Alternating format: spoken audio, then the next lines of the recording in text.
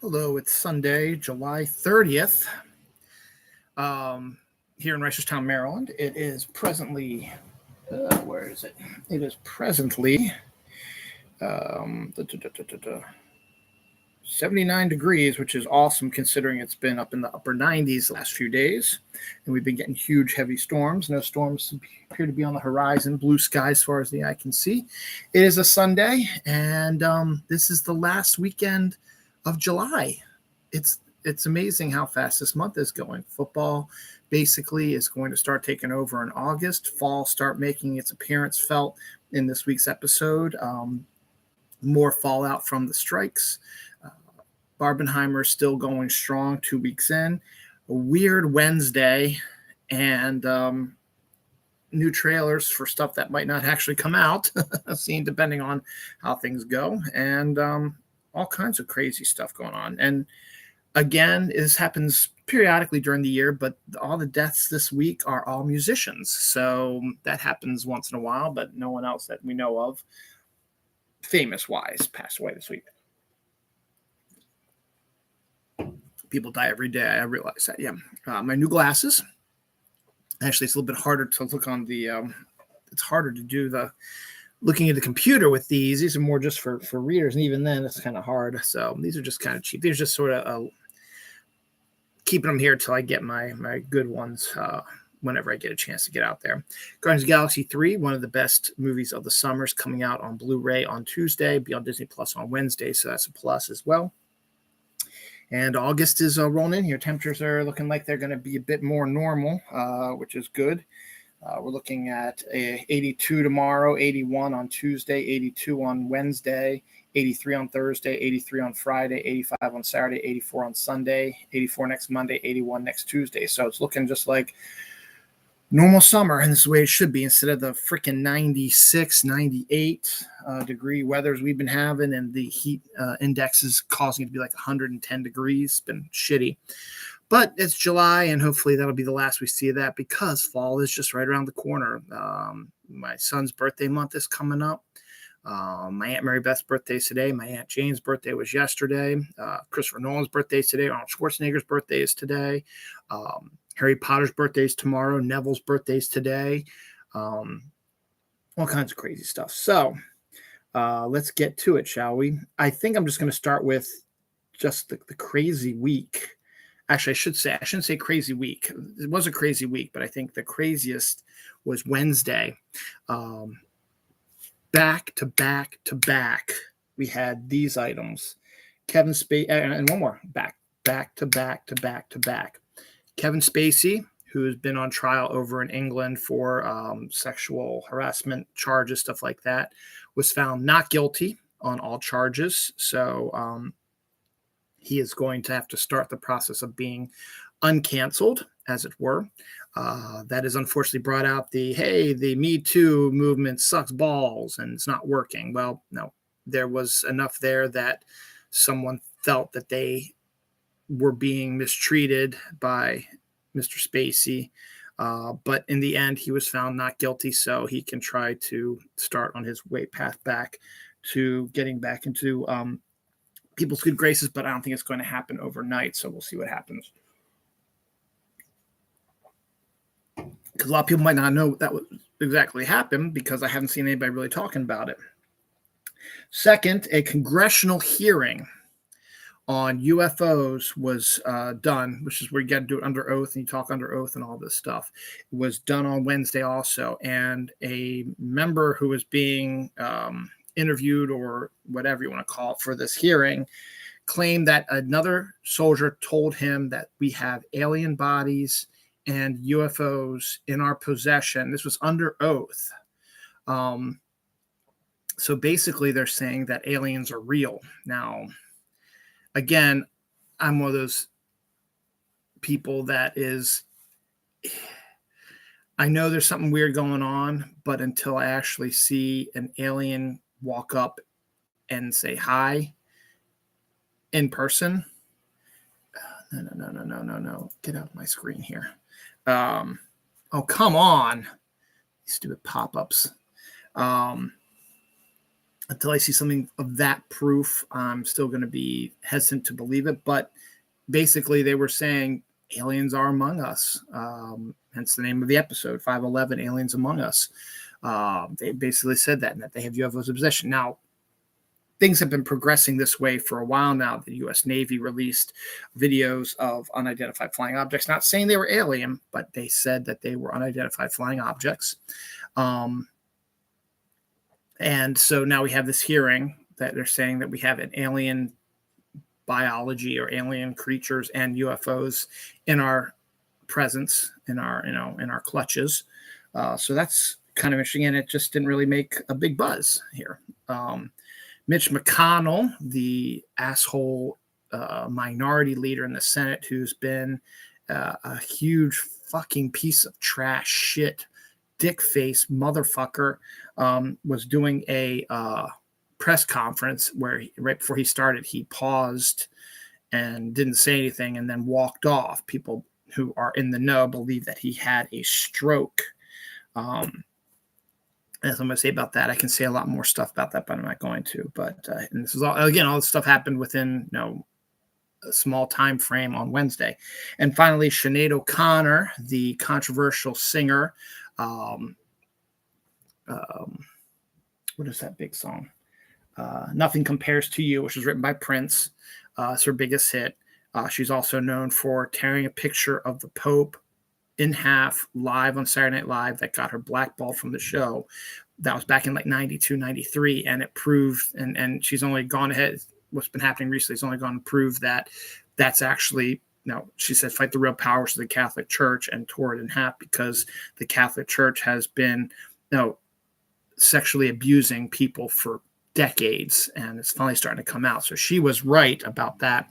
Plus, it wasn't just about Catholicism. Her mother abused her, and her mother had that picture up on her wall. And then when her mother died, she stole it so she could tear that as sort of a cathartic thing. To prove she's not anti-God or whatever, she became a ordained pastor as well. But she died. She was young. I think she was 56 years old. I think she was only 6 years older than I was. So she passed away this week as well. So all that happened within 3 days, or within 24 hours on Wednesday. And then the day before, on Tuesday, that asshole Elon Musk, who is destroying Twitter by buying it and handing it over to the right-wing fanatic fuckfaces, has decided he wants to rebrand Twitter as X. And he's did that on the computers, and then my phone switched over to X today, which is shitty. But everything else says tweets and stuff like that. So it's a fucking piece of shit joke. But that was the big thing about that. I'm still going to call it Twitter because it's still Twitter, and someone needs to get that fucker away from it. It's one of the main reasons why I feel off this week. It's just everything is so shitty now. Now, due to the SAG-AFTRA and Writers Guild strikes, the Emmys, which just announced their nominations last week, will be postponed indefinitely for now, because we don't know, because you're not going to have any of your stars coming to it if it happens during the strike time. So good luck on doing that. So it's been postponed. A24, the Oscar award-winning film studio that won for Everything Everywhere All at Once and has become a very nice niche independent film company, is still one of the only film companies allowed to continue making films because their company okayed everything that SAG-AFTRA wanted, and I believe the same thing with WGA. So they are willing to go by what SAG-AFTRA and WGA want. So A24 can continue to make movies, which is a huge opportunity for them, which means they can hire actors to work on their movies and get distributed through A24. It's a huge fucking deal that this independent company that's starting to grow a little bit has been able to do this. And I think it's outstanding that they are doing that and allowing them to do that. Barbie continues to crush everything in her path. At the end of the day today, she's set to hit 700 million worldwide. She is pretty much guaranteed to hit the $1 billion market. It's only $300 million worldwide over the next couple weeks. I think she's going to be able to do it since the movie barely dropped in its second week, and it became number one, followed shortly by Oppenheimer, who's also been making records as well, become one of the highest grossing R-rated films. Not the highest rated one yet, but one of the highest rated grossing R-rated films of all time. And it's doing pretty good as well. Combined, they're just shy of $1 billion. So congratulations on all that. Cillian Murphy, who stars Oppenheimer, has also said that he would love to play a Ken in a potential Barbie sequel if they decide to do one, which is presently up in the air, not due to the fact that it's making a ton of money. People probably go see it, but it's the fact is, do they really have another story they need to tell? This one pretty much tells it all. So we'll see about how that ends up as well.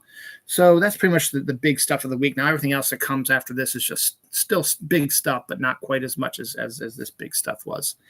Anniversaries this week. National Lampoon's Vacation hit its 40-year anniversary this week. Potential good first movie for the I still call it a trilogy, even though Vegas Vacation is still technically part of it. The Mask, which cemented Jim Carrey as a huge star, it came out the same year as Ace Ventura, came out 29 years ago this week. It's based on a comic book, and it's actually a really good movie also. It did very well at the box office too. And Step Brothers came out 15 years ago this week as well. Or will be coming 15 hours, I don't know. One of the top movies coming out next year, Gran Turismo, or not next year, next month, Gran Turismo, which is set to debut August 11th, has now been pushed back to my son's birthday, August 25th. Due to the fact that since none of the actors can promote it while the strike is going on, they are hoping that they are going to try to see if reality can compare with what happened in the movie. Now, the movie's based on a true story where, similar to the Last Starfighter, which was a fictional movie, but this is similar to that.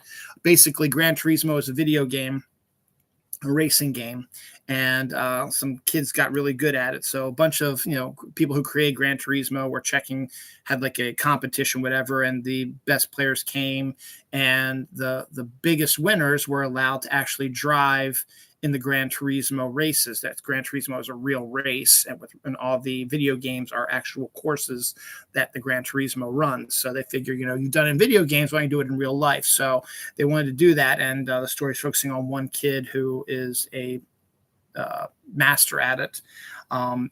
So it's what they want. What the filmmakers want is, since the actors and actresses cannot promote it, they want fans of the game and potentially of the movie. I guess they're going to let them see it, or assume that, hey, it's Gran Turismo, it's one of my favorite games, you should go see this movie without seeing it, to help promote the movie. We'll see if this actually works. I don't think it's going to.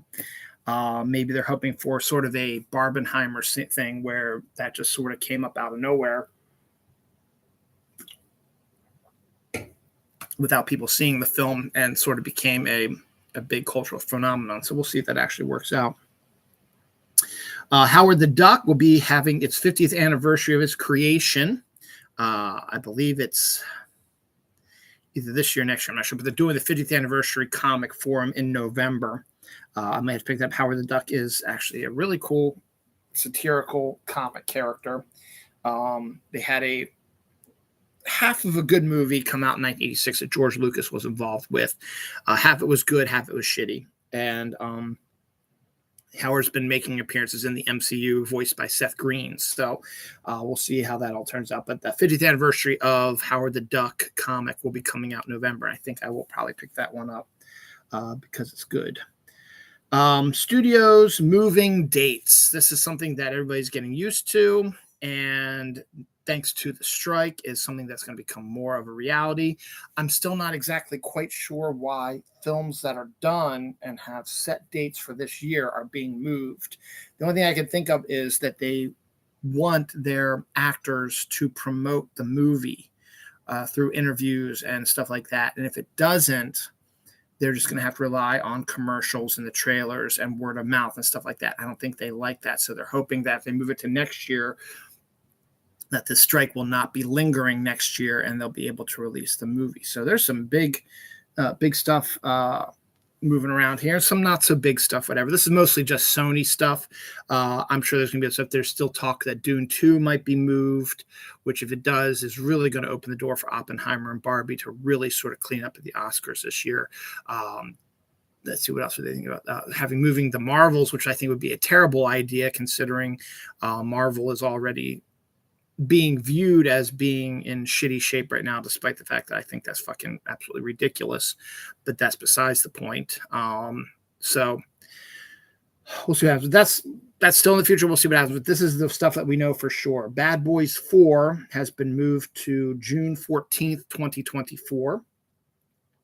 The new Karate Kid movie set for December 13th, 2024. Venom 3 has been moved to July 12th, 2024. Madam Web has been moved up by 2 days from February 16th, 2024 to Valentine's Day, February 14th, 2024. When you've got the smoking hot Sydney Sweeney in there, of course you want to do that. Oh, God.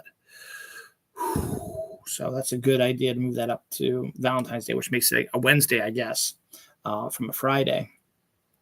Kraven the Hunter really fell. People are calling it the new Morbius. I think it looks actually pretty entertaining and interesting.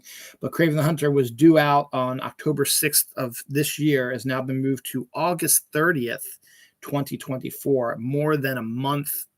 Oh, no. About not a year, but just you think that a lot of these movements would only be a few months, but this is being pushed from October to August. That's October, November, December, January, February, March, April, May, June, July, August, 10 months. That's insane.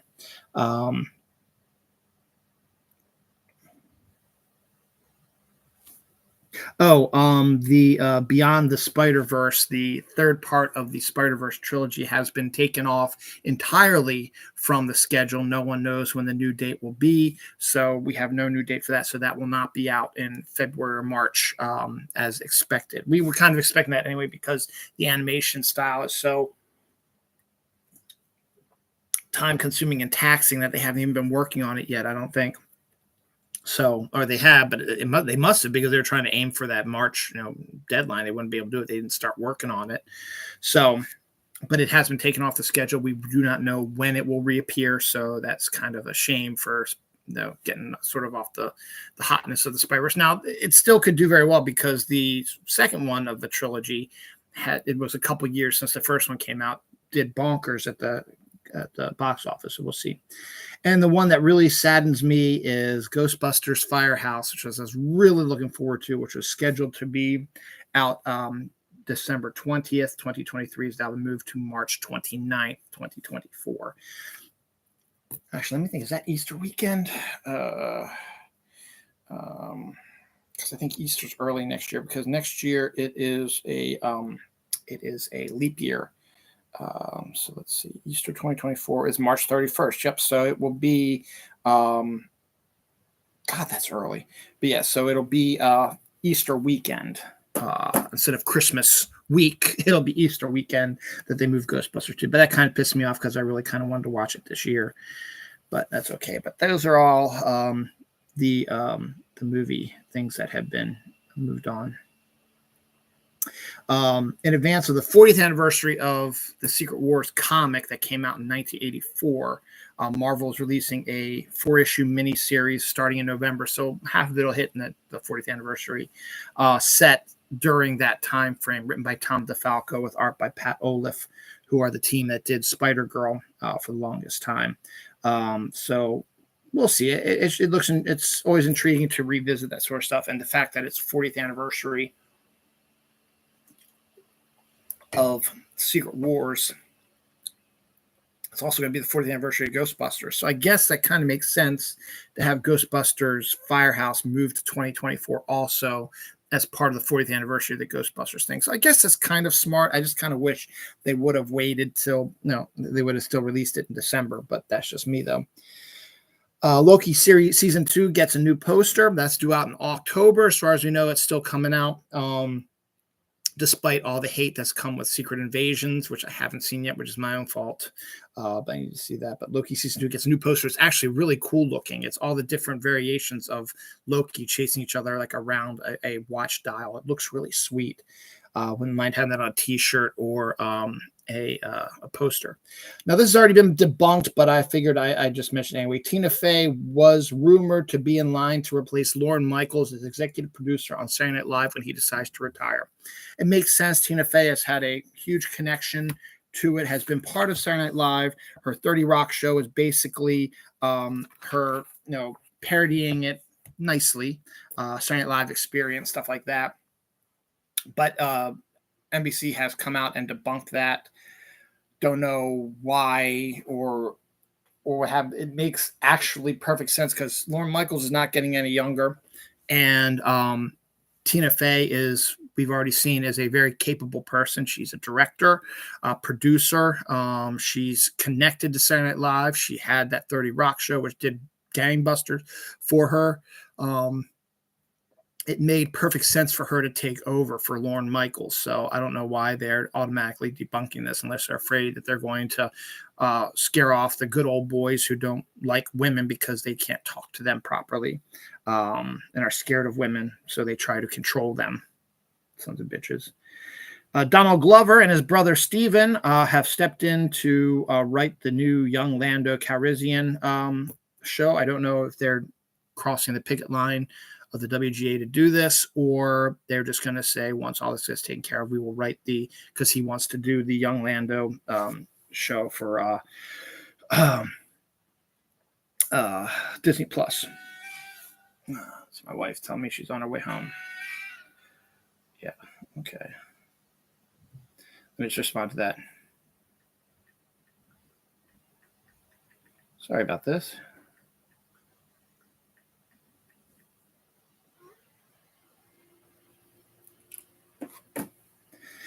All right.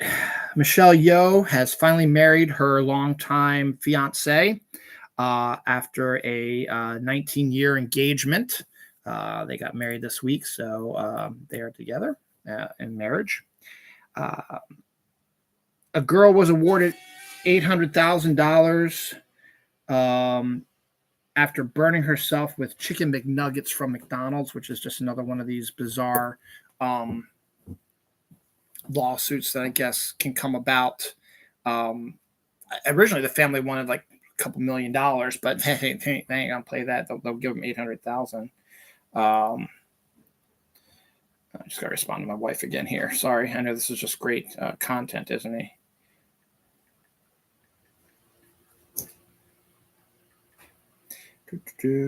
I know this is great. I should have music on in the background.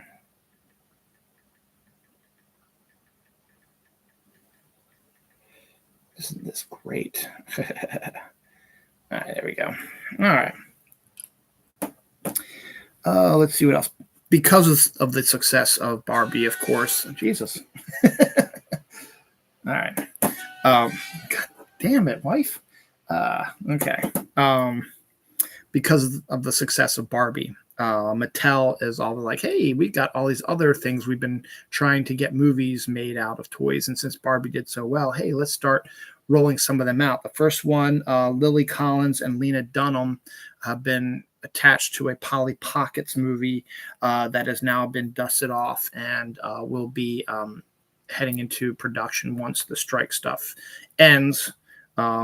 But they're hoping that lightning strikes twice, which is not always the case, but we'll see. I mean, you got Lena Dunham, who has a good career, a female director, and you've got Lily Collins, who's a fairly well-known actress who's interested in doing it as well. You've got a pretty good crew there right now, so we'll see what happens. Netflix is releasing a bunch of stuff. The trailer for Castlevania Nocturne, their new Castlevania anime, is out this week. Also, Netflix is continuing their dominance in the docuseries with a docuseries on the Johnny Depp Amber Heard case. The trailer for that came out this week as well. A D&D movie sequel could still come, despite the fact that it broke even at the box office, but the production companies are still a little hesitant about putting as much money as they did if you're just going to break even. So they said a D&D movie sequel wasn't going to happen, but now say it could happen if you reduce the budget. There's a possibility they could if you just come up with a new story. Again, this is all moot point until after all the strikes are resolved. speaking of films that are already in production or are already coming out, Tom Hardy has a new film called The Bike Riders due out December 1st, 2023, which is the rise of a motorcycle club. So if you like Tom Hardy and you like motorcycles, there you go. All right, what do we got here? A city-sized, good Lord, woman. Oh, that was just the repeat of it. Yeah, when I don't answer it right away, it automatically spins it out again. A city-sized comet is headed towards the Earth, grows horns after a volcano erupts on the surface of the comet.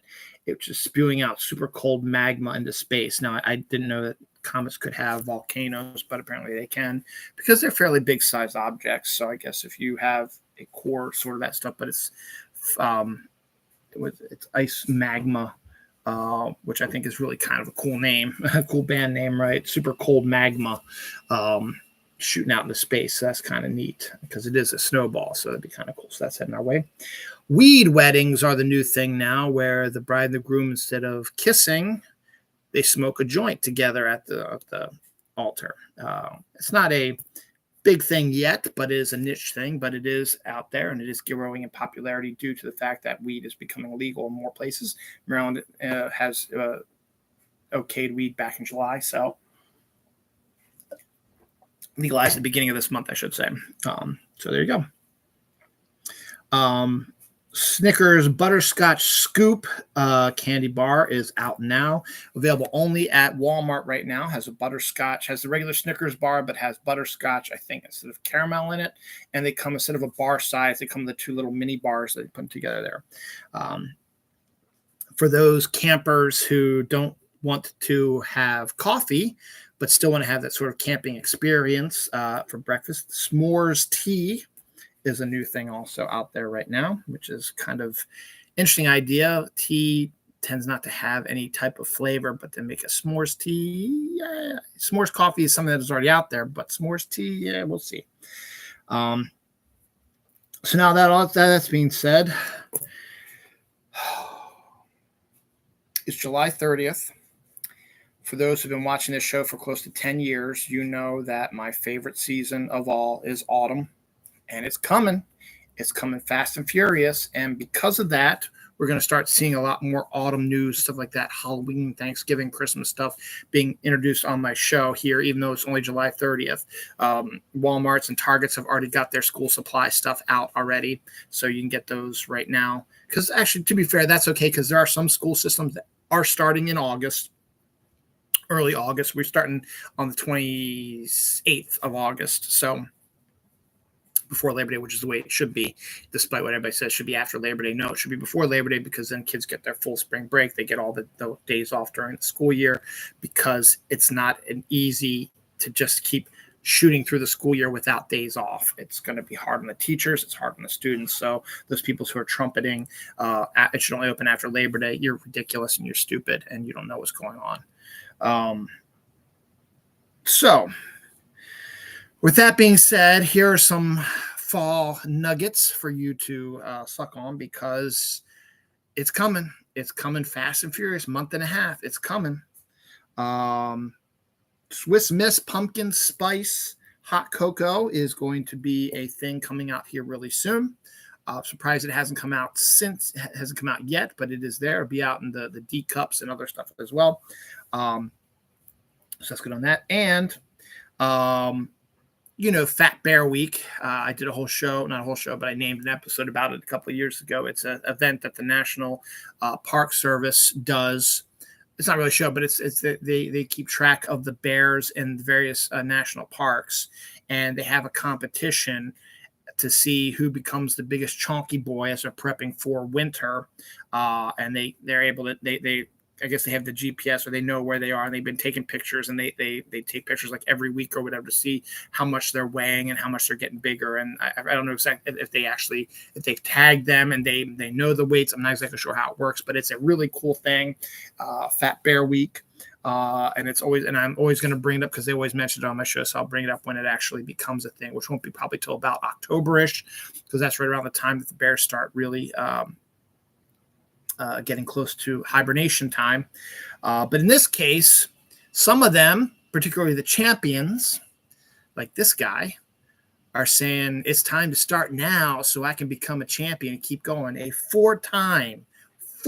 he's like the Tom Brady of Fat Bear Week, 4-time Fat Bear Week champion, the 28-year-old, that's a big one too, 28-year-old bear, 480 Otis is his name, actually. 480 Otis is back at Brooks River, which is his choice of venue for fattening himself up because the salmon run really, really good there. They saw him there. He's getting ready for his winter hibernation. He wants to defend that title. He wants to win that title. He's going to go all out. So keep an eye out for 480 Otis. He's starting now because that's what champions do. They start now. So good job for you, Otis. I hope you win. We'll let you know because they'll have the announcement of it. As I said, October, they'll announce who the winner of Big Fat Bear Week is. So that's awesome. All right. Again, as I said, it's one of these weird weeks where the death tolls are only for musicians. We had Sinead O'Connor, and now we had also this week we had Randy Meisner, who is one of the founding members of the Eagles, who's also the singer on Take It to the Limit, died at the age of 77. Anniversary-wise, Robin Hood Men in Tights is also 30 years old this week. Buffy the Vampire Slayer, the original movie with Christy Swanson and Luke Perry, 31 years ago this week. Once Upon a Time in Hollywood, I couldn't believe this is 4 years old. That's crazy. Deep Blue Sea with Samuel L. Jackson and Thomas Jane is 24 years old. Mission Impossible Fallout with Henry Cavill and Tom Cruise came out 5 years ago, which I think was the last Mission Impossible before the one that came out just this year. And Little Miss Sunshine is 17 years this week. All right, what's up next? The casting of Hugh Grant as an Oompa Loompa in the new Wonka movie, which is still going to be opening so far as we know this year. Again, could be one of the ones that gets moved, but we'll see. Is coming under fire from actors with dwarfism who believe that they should have used dwarf actors like they did in the original one, and also technically in the Tim Burton one, it was one dwarf guy, but they computer generate so that he was all of them. But they're upset that a full-size Hugh Grant is being computer generated down to a small Oompa Loompa, and that's not letting dwarf actors and actresses get a chance to be in the movie and have a chance to do that. We'll see what happens. I think I might mention this before, but Cillian Murphy wants to play a Ken in the potential Barbie sequel. I did mention that already.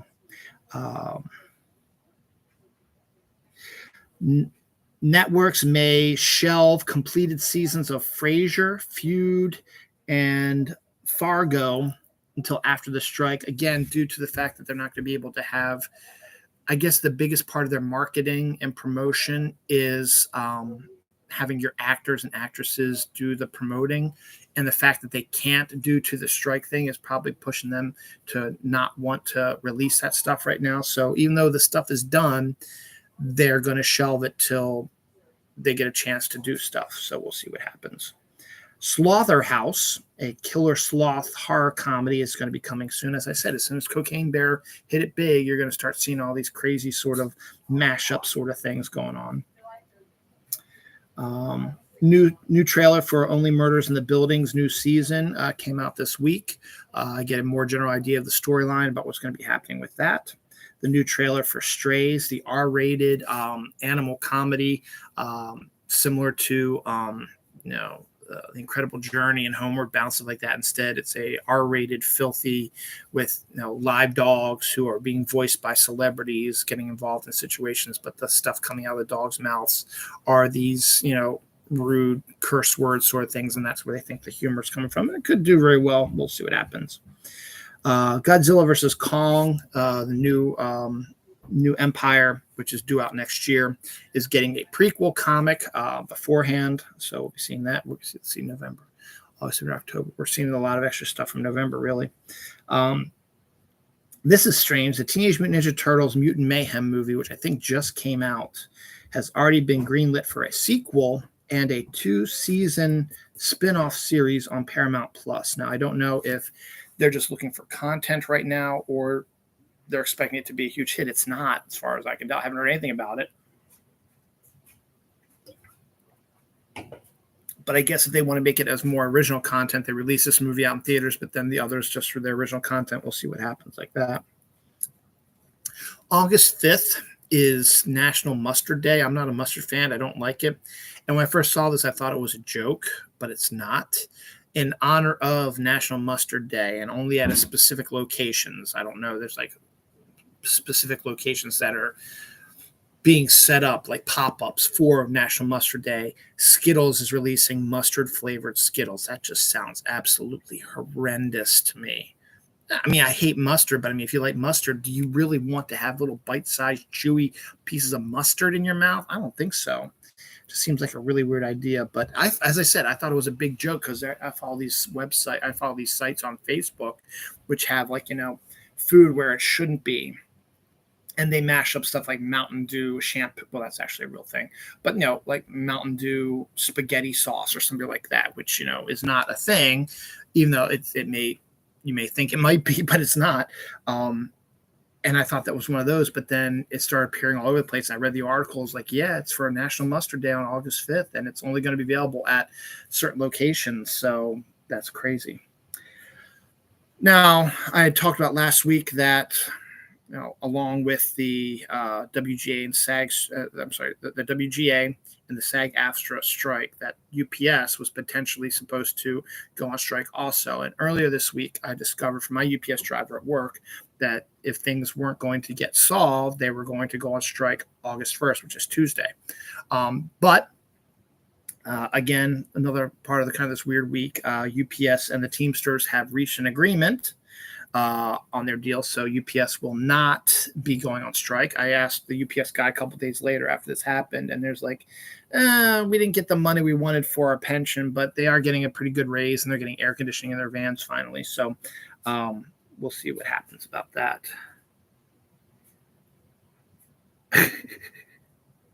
Again, there's always one. This is a trailer. I had no idea. It's a trailer. There's a trailer that came out. Oh, The Exorcist. That's right. The Exorcist Believe trailer came out this week. If you're a fan of The Exorcist, it looks absolutely creepy. It's a Blumhouse film, which is always pretty good. And the guy who brought back the Halloween and the Halloween trilogy, he's doing this one as well. And you're getting one of the Ellen Burstyn from who was in the original one is coming back as well. So it looks justifiably creepy. It looks like it could potentially be a good one. Instead of just one possessed child, you have two. It's not one I'm going to see because I'm not the biggest fan of this type of movies, but this could be a sleeper hit in the fall. Just keep that in mind as well. Keeping in mind with the whole fall stuff, Bath and Body Works has released their Halloween collection of soaps and so on and so forth, and skin and lotions and stuff like that. So that is underway there. Maple Brown Sugar Chex cereal is coming out soon. It actually sounds pretty good. My mother-in-law makes this Chex Mix, and I think if you could get this and make kind of maybe a sweeter sort of Chex Mix, it might actually be good. That might be something I might think about. My sister absolutely loves pumpkin spice stuff, and she also loves Jelly Belly jelly beans. Well, she's in luck. Pumpkin pie Jelly Belly jelly beans will be coming out this fall as well. Again, surprised that this hasn't come out before this point, but here we are. You've got them coming out too. Late Night with the Devil, which is a movie set in the 1970s with David Darmaklian from the Ant-Man movies, and it's been a character actor, has been a bunch of stuff. Gets a poster, but no trailer yet, so I'm not exactly sure what it's about, but it seems to be kind of interesting. Florence Pugh in Oppenheimer. Now, she took the role because she wanted to work with Chris Nolan, and she knew it was a very limited role, And she also knew that she was going to be nude for the majority of the role, but she still took it because it's part of an important film. Chris Nolan is going to be Oscar nominated, and it's smart business on Florence Pugh's part. So you actually get to see Florence Pugh's glorious items. I'm not going to go into much detail. Top items, I should say, multiple times in the movie. But there are certain decency rules, I guess, in other countries where Oppenheimer's been released also. They've gone in, they've edited it, they've put it on negligees or a bra or something so you don't see the jubblies. So they've physically edited it so you wouldn't see her naked body. Now that's fine because that's the country's rules, you know. It's not anti-free speech, you know. The whole point of making movies is for entertainment purposes and to make money for the companies. So, you know, if that means you have to edit your film to fit the standards of cinema in other countries, just do it. It's not censored. Well, it's kind of censorship, but it's not. It's following the rules of that country. You can't just say, fuck the rules of the country, which America is very good at doing because America's a piece of shit right now, shit show. But you just can't say, fuck the rules of other countries, fuck other countries' feelings. You can't do that. That's just not good business. And if you refuse to do that, guess what? You're not going to get the big payout you're thinking. So let them do it. Make your money. And honestly, you know, seeing her jubblies was nice, but it really wasn't necessary. Just saying. Chris Pine is actually going to be directing a movie, and they had some behind-the-scenes pictures of it. And the first one, he looks like the Big Lebowski, but it's called Pool Man. And I read the synopsis of it. It actually sounds outstanding. Basically, he's a pool man who becomes an amateur sleuth after he discovers that someone is trying to steal Los Angeles of its water.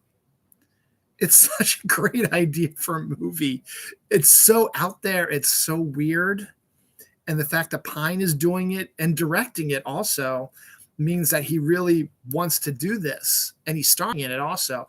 It sounds outstanding. And it's supposed to, I think it's done. I think it's going to be the reason why they released the first pictures of it. It's going to be released at the TIFF, which is one of the film festivals coming up this fall, I think. So I think that's outstanding. So I actually, when that comes out, I might have to take a look at that. I think it's such a great idea for a movie. I really do. Speaking of, I had s'mores tea. Campfire s'mores M&Ms are a thing coming out soon also. Not necessarily going to be a fall thing, but it is going to be something that is coming out here. Gamera Rebirth anime from Netflix has a release date of September 7th, and the new trailer for it came out this week as well. So it's an anime. I thought it was going to be like sort of a live action thing, but it is an anime.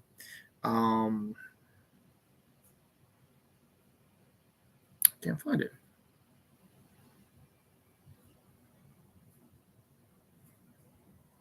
Oh, well. If I find it, I find it. So that's good on that. Daredevil Born Again, the MCU Daredevil show that is stopped production due to the strikes and stuff like that. Disney Plus released this week that it's going to be cut into half because it's a 22 episode sort of show. So it's going to cut the season in half like they did with Andor. And it's going to go for an MA rating, which earlier this week, a Daredevil stunt person from the Netflix show blasted Disney for their portrayal of Daredevil, thinking that it was silly and stupid and stuff like that. And now they announce this, like, this guy's got to be a fucking idiot to say that stuff and not knowing Disney has a plan. And Daredevil can be that silly, goofy thing. It doesn't have to be completely all serious like Batman, you know. And Batman even has his moments of hilarity as well, which is why the Batman animated series is probably the best version of Batman that's ever been, because they were able to mix his detective aspect, his Dark Knight Avenger aspect, his Bruce Wayne persona, and some humor in it, as well as his connection to his family, all together that none of the movies have really been able to do.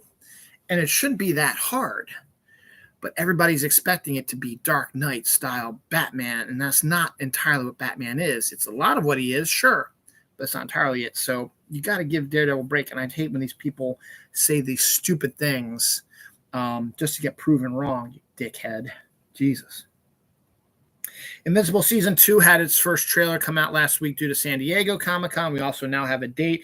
It's due out November, where is that? November 3rd, 2023. So there you go. That's coming out, I guess, the weekend after Halloween. So it's the weekend before Election Day. And not that it matters, no real big election this year anyway. So America Ferrer, who's having quite a career rebirth, starring in Barbie and having probably and should get, I think she should at least get a nomination for supporting actress. I think she was outstanding in the movie, particularly her speech about what it's like to be a woman is outstanding. And I think that alone should warrant a nomination for supporting actress, considering also if a lot of these other movies are being pushed to next year, it should be a shoo-in for that. I hope it does. I hope she gets, because she's so good in the movie. And the funny thing that this is a little fun fact, not really Easter egg, but a fun fact I know about is that the actor who plays her husband in Barbie is her actual husband. And I find that absolutely hilarious. Now that's not their real daughter, but it's still funny that her husband in the movie is her husband in real life also. So I think that's outstanding. So good job on that, America. Teeth the Vagina, which was, I'm sorry, it's not Teeth. It was called Teeth. And it was a movie that came out, it was a horror comedy, came out, God, 10, 15 years ago, about a woman who has teeth in her vagina and it bites off guys' dicks and stuff like that. It's a cult film, stuff like that. They're making it into a musical on Broadway. Well, not Broadway, but they're turning it into a musical, right? It's just, yeah. Harakami getting a main musical stage adaptation. So yeah, it doesn't say Broadway, but it's getting a musical stage adaptation. I honestly don't know how you're going to do that, but I'm not making it, so more power to them. We got some science stuff. Yep. Massive galaxy with no dark matter has been discovered and is a cosmic puzzle because every galaxy that they've just looked at and discovered so far has dark matter. Now, here's one that doesn't, and they're wondering what the hell is going on with that. So that's to be continued there. The JWST satellite telescope spots water near the center of a planet-forming disk. So it's a bunch of dust and stuff like that in the air mixing together, and it's turning into thing here. This week also introduced Fortnite's new update, and they brought Futurama to the island with Bender, Leela, and Fry's skins, as well as back blings and other stuff as well, and emote and so on and so forth like that. It's not the only thing coming out. Yesterday, the second Terminator set came out with an Arnold Schwarzenegger Terminator thing with a bunch of back bling and an emote as well came out. I'm going to be buying that as soon as I get online tonight. It came out this week as well. And annual tradition, Dragon Ball Z has already been done. And what was the other one that just came out? Dragon Ball Z, and there was one other anime. I forget what it was. It was just last year, I think. But every year they try to do an anime crossover with Fortnite, and it looks like that this year's one is going to be Jujutsu Kaisen or Kaisen, whatever, is going to be the next anime crossover with Fortnite. Kenshin, that's what it is, Jujutsu Kenshin, something like that. So, God, it was Dragon Ball Z, and what the fuck is the other one? Oh, I can't remember. But that's what you get for that. Death, the final death for this week, and the final musician death. Vince Hall, the singer of Edelweiss, died at the age of 86 this week. Anniversaries, got a ton of them. The Wolverine came out 10 years ago this week. That's when he goes to Japan. Sherlock, the TV show with Benedict Cumberbatch and Martin Freeman, came out 13 years ago this week. Saving Private Ryan is celebrating its 25th anniversary this week. Midnight Run is celebrating its 35th anniversary this week. Summer School is celebrating its 36th anniversary this week, and Mr. Mom is celebrating its 40th anniversary this week. All pretty good movies like that. I may as well just keep up with all the anniversaries because I got a ton of these on this side too. Signs is 21 years ago this week. Great movie, by the way. Love Signs. I will defend it forever. Harold and Kumar Go to White Castle is 19 years old this week. So I Married an Axe Murderer, one of the only Mike Myers films that is not Austin Powers or Wayne's World, was an original thing, and also spun off a Netflix show that didn't last very long. Came out 30 years ago this week. Jaws 3D came out 40 years ago this week. I saw that in the movie theater, and there was one scene, I'm never going to forget this. It was 40 years ago this week, so I was 10 years old. Saw it with my mom, my sister, and theater wasn't full, and it was 3D. And there's a sequence where it takes place like at a SeaWorld sort of place. And there's a whale that jumps out of the water and then splashes. And, the 3D is the water shooting at the camera. So it feels like it's going to hit you. I felt water drip on me. And I don't know if it was the air conditioning or someone spitting on me. I don't know. I felt the water on me. It was crazy. So that's my one memory of Jaws 3D. That was over at, God, what was the name of that theater? It's not there anymore. It's way on the other side of Parkville. I saw Beetlejuice there also with my stepmom, my first stepmom, not the one I have now. Nope.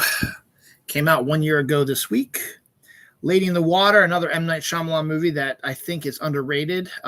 Came out 17 years ago this week. Inspector Gadget, the live-action version of Matthew Broderick, came out 24 years ago this week. Revenge of the Nerds came out 39 years ago this week as well.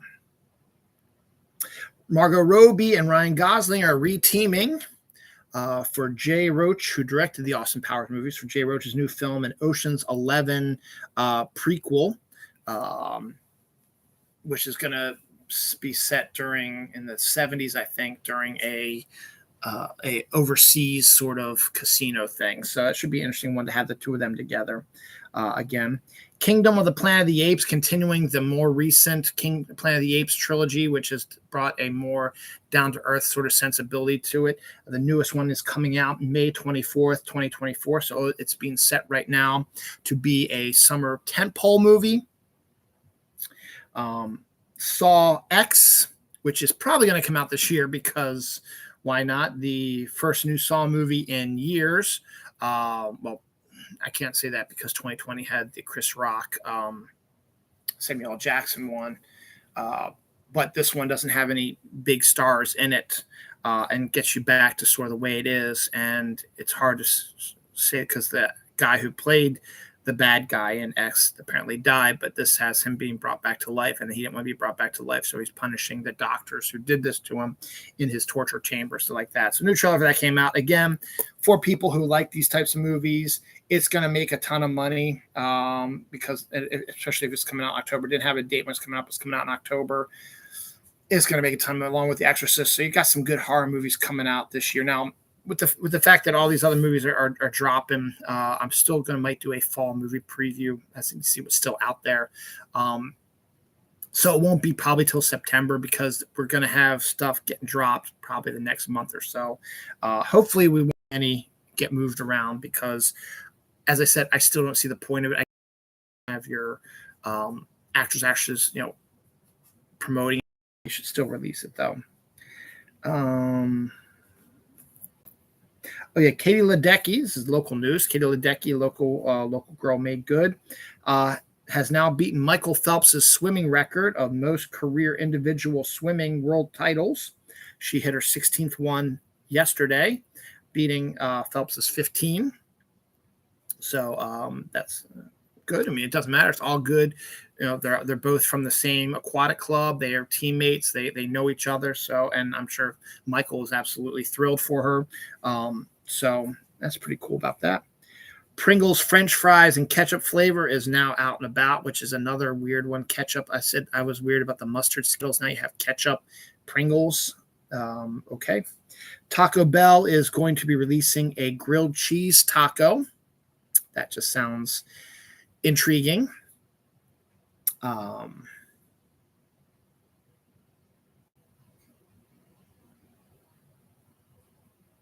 What the hell did I write here?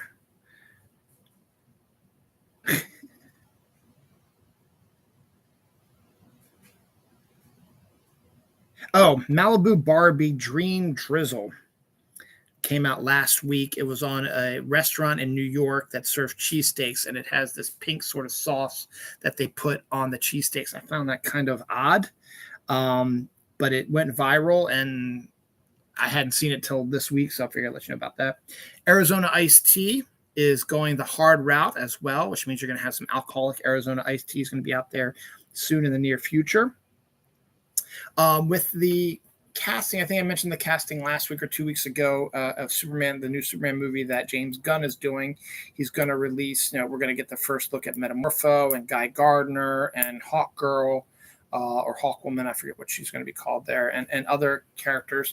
Someone made an intriguing idea a while back when I was really collecting DC Comics, particularly right after '86 when Crisis happened, and they rebooted the DC universe, and they didn't want to, redo everybody's origins. They just wanted you to get right into comics and learn about these characters.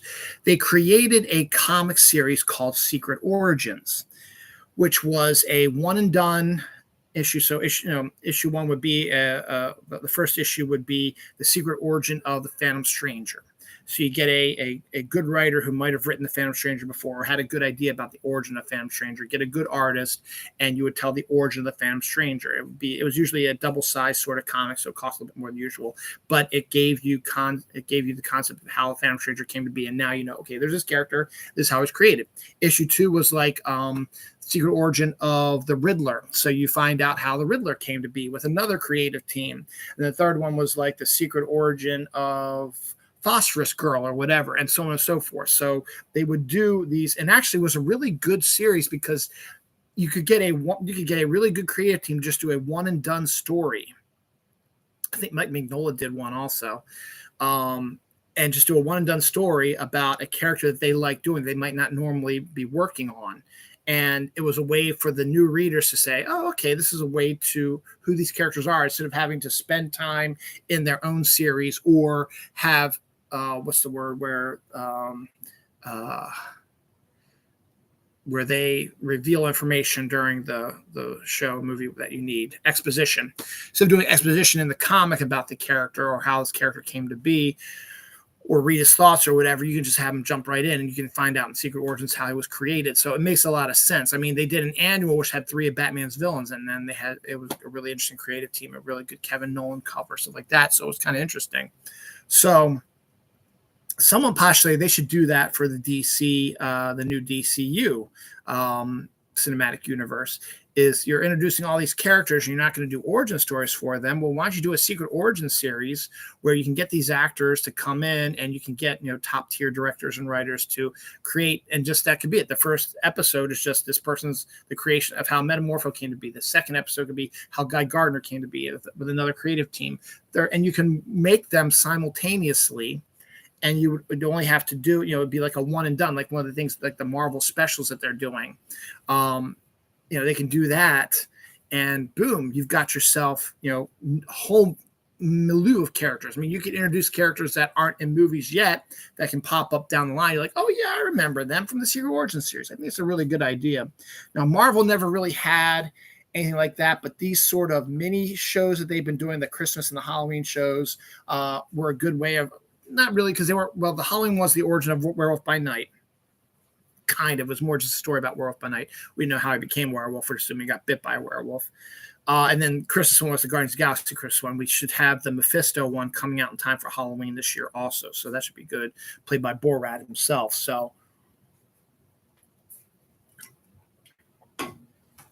Sacha Baron Cohen. I know it's just Borat. I figured you know who that was when I said that. So it still makes a good idea.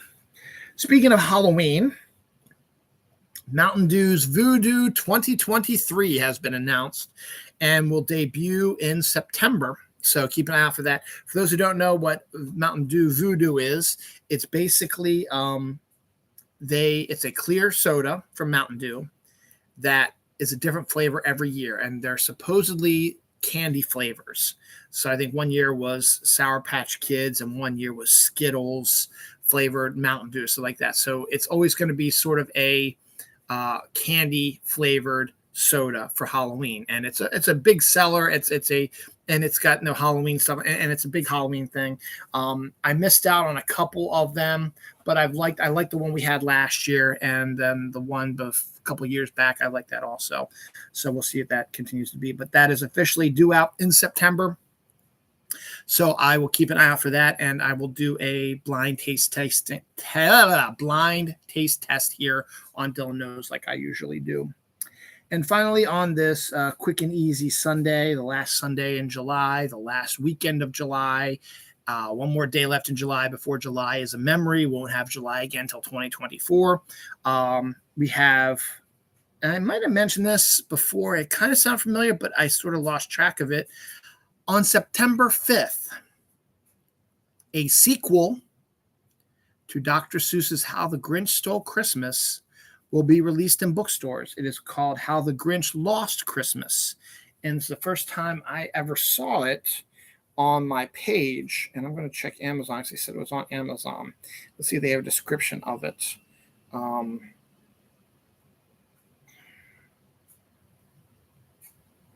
Yep, Lost Christmas book. There it is. Yep.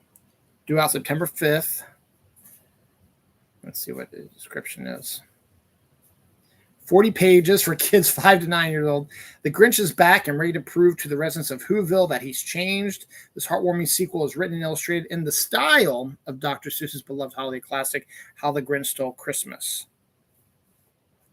A year has passed since the Grinch stole Christmas from Whoville. Now eager to prove to the Whos that his heart has grown to love the holiday, the Grinch devises a plan to win Whoville's Christmas crown by making the largest, most spectacular Christmas tree the Whos have ever seen. But when things don't go as planned, the Grinch's heart turns ice cold and he threatens to leave Whoville for good until one small, special Who reminds him that Christmas is not about winning. So that could be an interesting take, and I think I'm going to pre-order it right now. Because why not? I'm not pre-ordering, but I'm going to put it on my list, and I'll pick it up later. But yeah, there it is. It's an actual thing. And there it is. So kind of intriguing. We'll see how that all rolls about, but that's coming, September 5th. There it is. So that's it.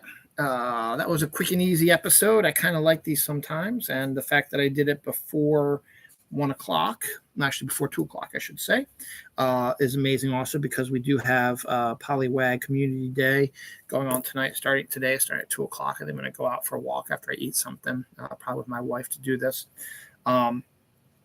Next week, we're entering August. Yes, August. Midsummer is arriving August 3rd, which according, people don't believe me, but if you look at it, summer begins on June 21st, June 20th on leap years, and ends on September 21st, 22nd, 23rd, somewhere within that window. So if you look at that window, that's, half of June, the whole month of July, the whole month of August, and half of September. So what's that exact point in the middle?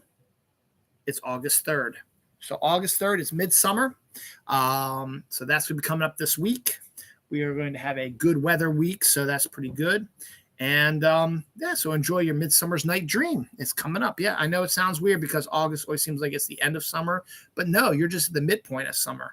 And that scares the shit out of me because I like fall, but that's just me. We've still got many weeks before fall hits. Though, no, meteorological fall starts September 1st, obviously, but that's besides the point. We'll get there eventually.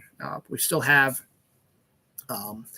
32 days left before September 1st. So, and technically 33 if you count today. So we still got some time, but fall's coming. It's making its presence felt. As I told you in this episode, it's making its presence felt. It's rolling up there behind you. It's going to jump on you, and it's going to be great. In fact, I think I might go ahead and buy some autumn lights and start putting them out. Not yet, obviously, but around September 1st, I might drop them out there. We'll see what happens. So thank you for watching on this very quick episode. And again, like I said, I kind of like these episodes. They're real quick and easy and give me plenty of time to do other stuff the rest of the day. And yeah, so next weekend is I get my daughter back for the rest of the summer. She's been working away all summer for the most part, but she will be back. She'll be done on Sunday when I do the show, probably next Sunday. So yeah, so we'll see what happens. So thanks for watching. I'm telling you, keep your eye out. Fall's coming. It's creeping up. Yeah, that little tingle you feel in your back. It's coming, and it's about freaking time because I really could use some autumn loving. Bye, guys.